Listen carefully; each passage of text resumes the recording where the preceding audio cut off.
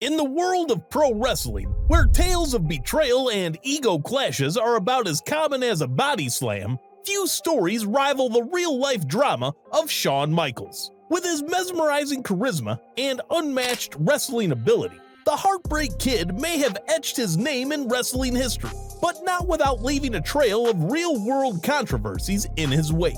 From backstage fights to notorious political maneuverings, Michaels was as much a headline maker behind the scenes as he was in the ring. Dive in as we uncover why Shawn Michaels was the most hated man in professional wrestling. Shawn Michaels and Marty Jannetty burst onto the scene in 1985, teaming up as the Midnight Rockers in the AWA. Their electrifying style had fans on the edge of their seats, witnessing a brand of tag team wrestling that felt fresh and innovative. But they weren't just teammates in the ring. They lived and breathed wrestling together, discussing ideas and refining their craft every chance they got. But their growing fame also brought challenges. Nights turned into wild parties, bar brawls, and hotel room debacles. By the time 1986 rolled around, Michaels had his first taste of Las Vegas, and with it, a crippling cocaine addiction that would plague him for years. Jannetty later remarked that of the 300 days they were on the road, they'd fall out of nearly 290 of them. Their growing notoriety made waves, and by the time they were scouted by Pat Patterson for the WWE in 1987, stories of their antics had already spread. Michaels recalls the frosty reception they got in the locker room, being seen as young punks. They tried to play it cool, but after a notorious incident involving a late-night brawl at a bar with several other wrestlers, McMahon had second thoughts about hiring them. Losing their WWE deal was a major blow.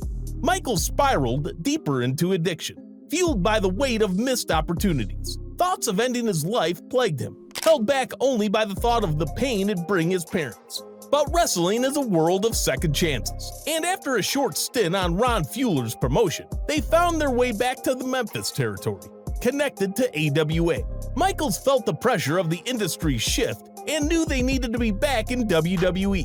Then, in 1988, McMahon offered them a lifeline and signed them to a deal. For 3 years, the duo dominated the tag team scene, but by 1991, a change was in the air for Michaels. During an infamous episode of Brutus Beefcake's Barbershop, Michaels pulled a shocker. Out of nowhere, he superkicked Jannetty and sent him crashing through a glass window. Fans were stunned, and Michaels quickly became the guy everyone loved to hate.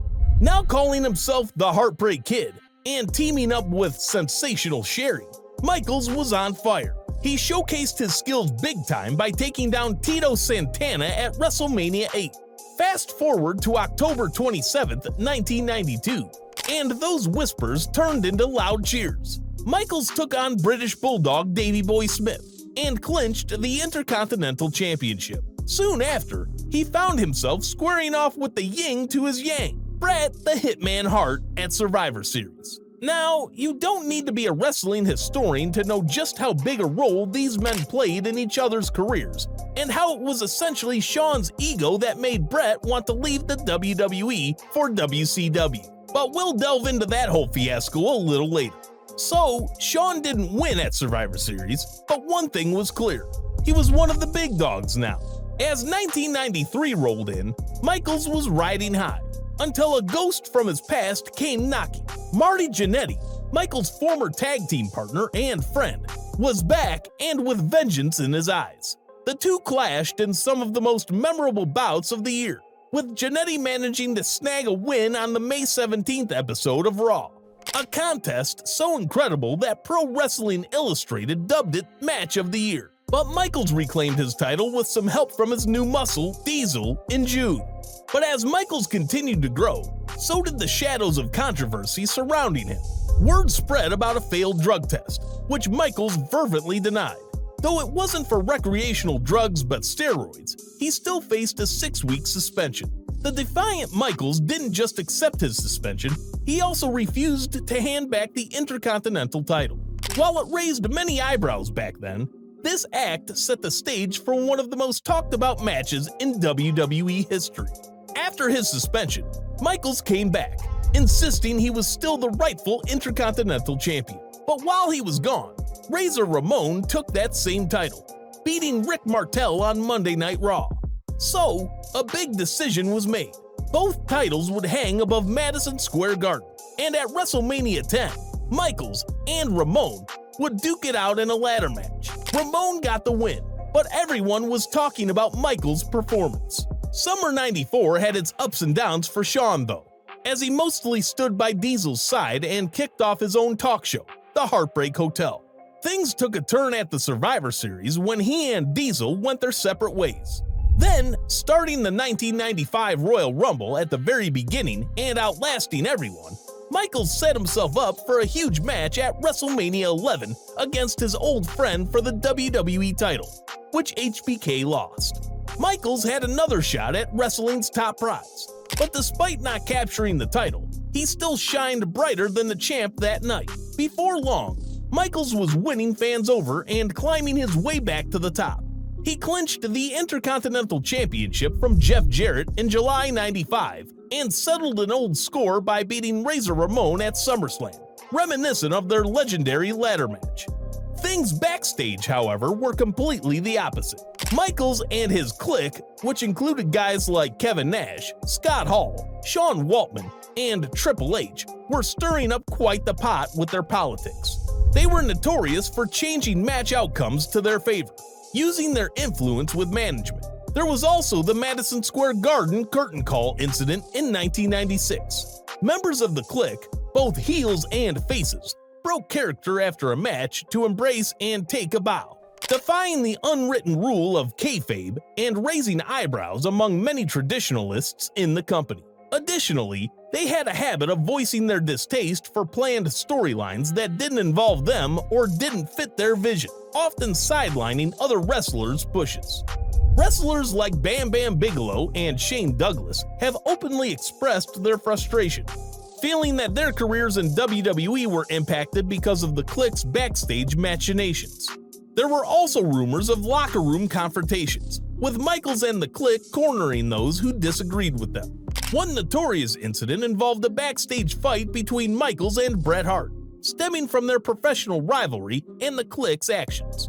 But it was Michaels' personal life that often drew the most attention. According to reports, in 1995, he ended up being knocked out cold at a bar after he flirted with a man's girlfriend. Additionally, his open affair with Sunny, despite her ongoing relationship with Chris Candido, stirred up backstage drama. At Mania 12, Shawn finally overcame Bret Hart in a riveting 60-minute Iron Man match. However, by November 1996, he lost the title to Psycho Sid. But with the support of his home crowd in San Antonio, he won it back at the Royal Rumble. Tensions grew between Michaels and Bret Hart. Some say there were plans for Michaels to lose the title to Hart, but then Michaels hurt his knee. During a show called Thursday Raw Thursday, he gave up the WWE Championship, saying he had lost his smile. People talked, with some believing Michaels didn't want to lose to Bret Hart. In his book, Michaels denied these claims. By September '97, Michaels was back, but in a different, meaner role. After a series of events, he was set to face Hart for the title. Then came the infamous Montreal Screwjob, a controversy that has been dissected for years, where Michaels was central to a plot to take the title from Bret Hart, who was on the brink of joining World Championship Wrestling. While Michaels denied having a hand in the plan to strip Hart of the title, eventually, the truth revealed he was in on it. Michaels later referred to that night as his career's lowest point.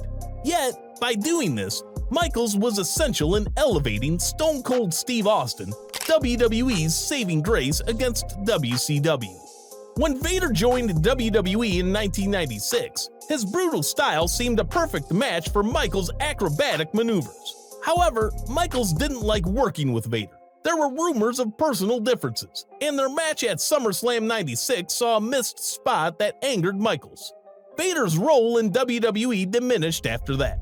Even as The Rock's star began to rise, Michaels tried to suppress him. Michaels' initial friction with The Rock dated back to a show in Hawaii, and it intensified when The Rock entered the WWE. Bret Hart mentioned in his book that Michaels and Triple H were not fond of The Rock. Michaels even attempted to persuade Vince McMahon to take the Intercontinental title off The Rock, but that never happened. Shawn was forced to retire due to a career-ending back injury in 1998. When he returned in 2002, he was a changed man, having found faith and overcome his addiction. This run was able to undo most of the damage HBK did during his first 2 stints in the WWE, and cemented him as one of the greatest to ever do it.